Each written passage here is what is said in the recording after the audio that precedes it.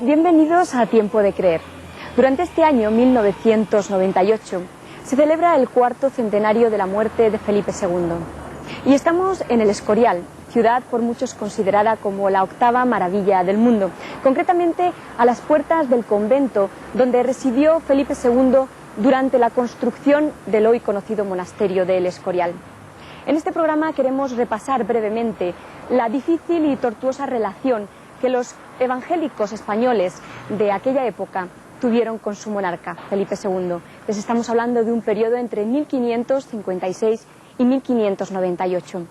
Queremos dejar constancia de algunas páginas de la historia que, aunque desagradables, no por ello debemos olvidarlas, no sea que se repitan. Así que quédense con nosotros en esta mañana, en este paseo histórico, y vean cómo sobrevivieron los evangélicos españoles de aquella época a la persecución y la intolerancia.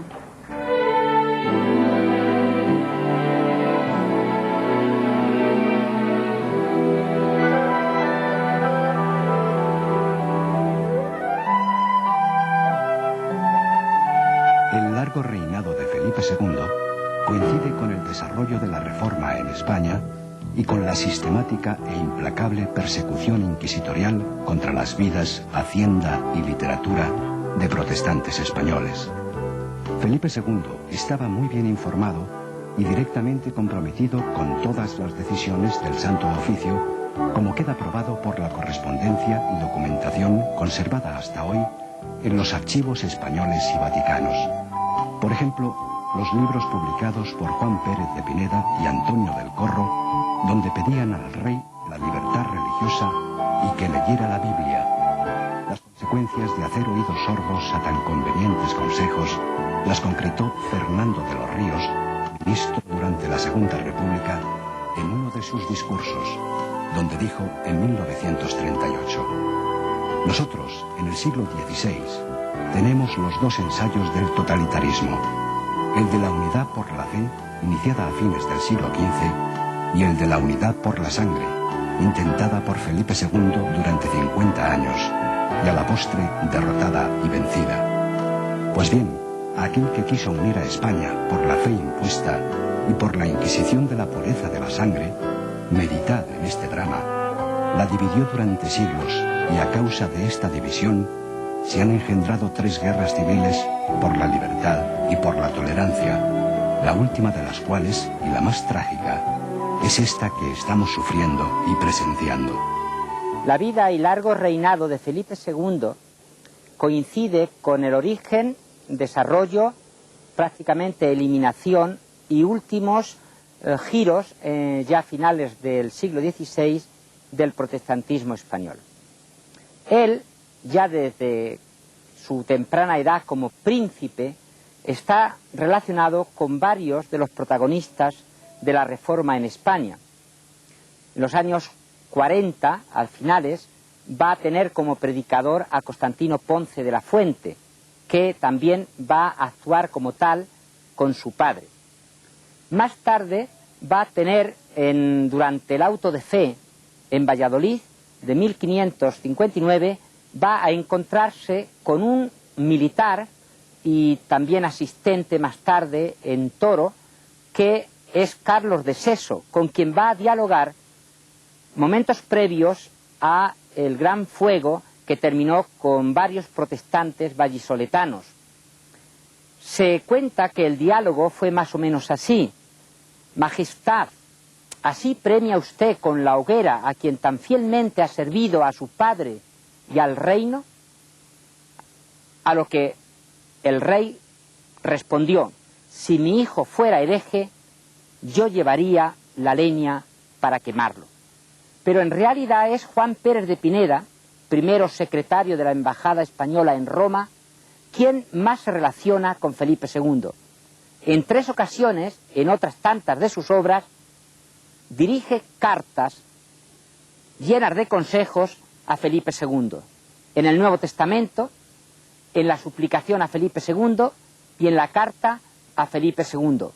Textos que imprime Juan Pérez de Pineda en Ginebra, que su colaborador Julianillo Hernández va a transportar de allí a Sevilla y que al distribuirse en la capital andaluza van a producir aquel despertar de la maquinaria inquisitorial que va a iniciar procesos que iluminarán España con hogueras en el sur, en el centro y en el norte. Ayer y hoy, en los libros de historia, desde que empezamos a ir a la escuela, se nos presenta a Felipe II como el campeón de la fe, pero sería mucho más legítimo recordarlo como el campeón de la contrarreforma.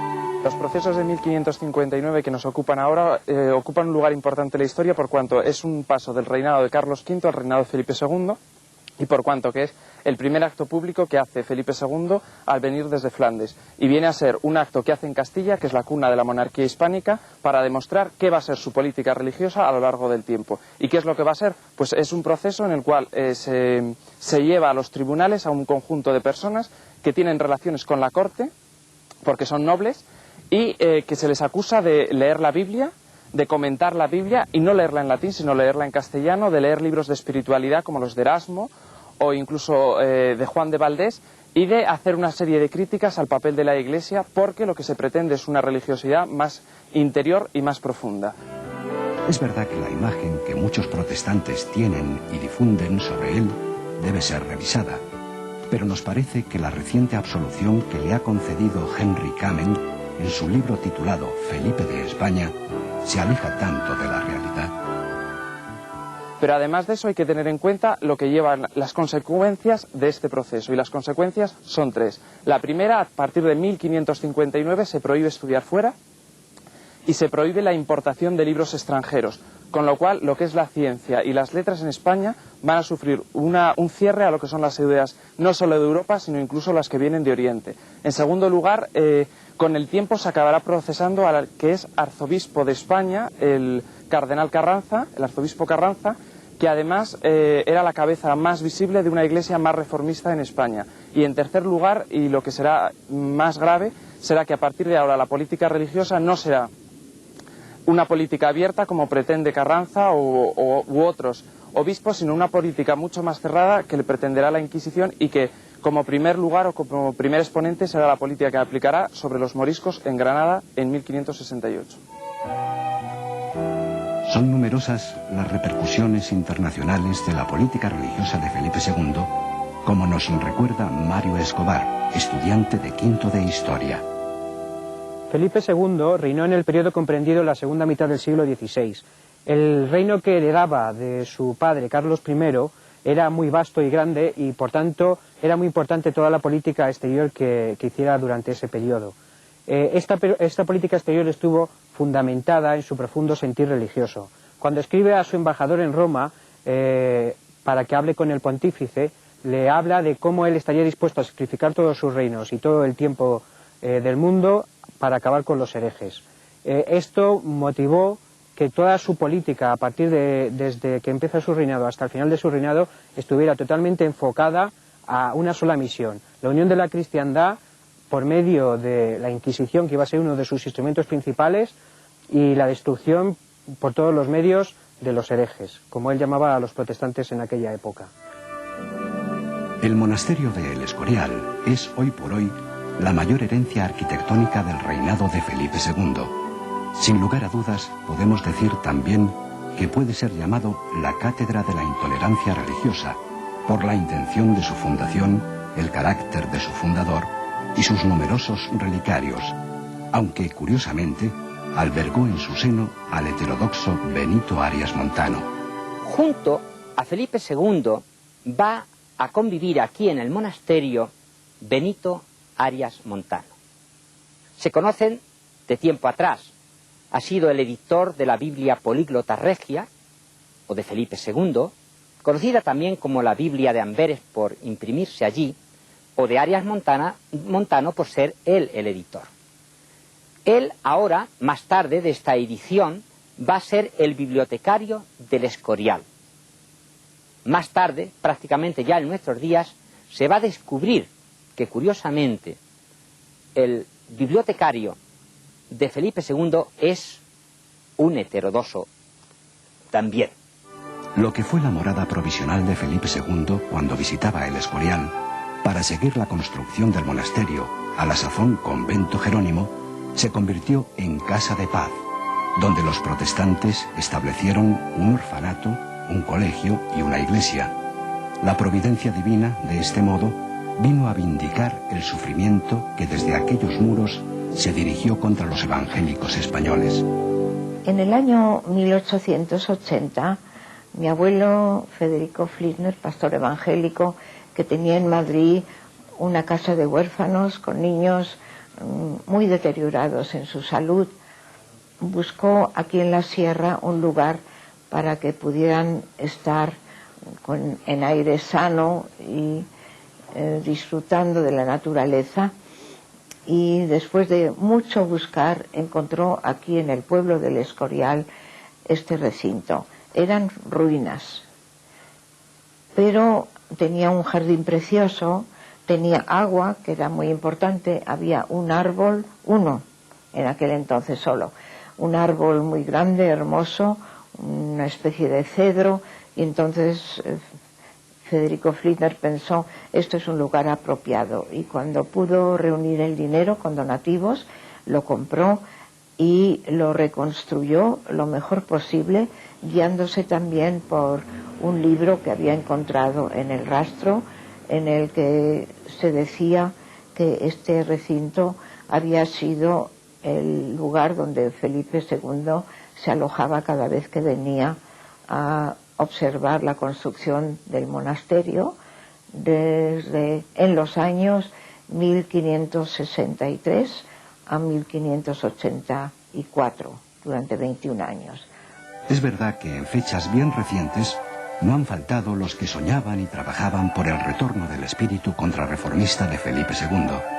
En 1975, Francisco Elías de Tejada, catedrático de Filosofía del Derecho en la Universidad de Sevilla, fundó la Asociación Felipe II, y en 1986, Agustín Torrado, prior de Santo Domingo en Jerez, pedía que no se olvidara que las cofradías y la Semana Santa eran una respuesta al protestantismo.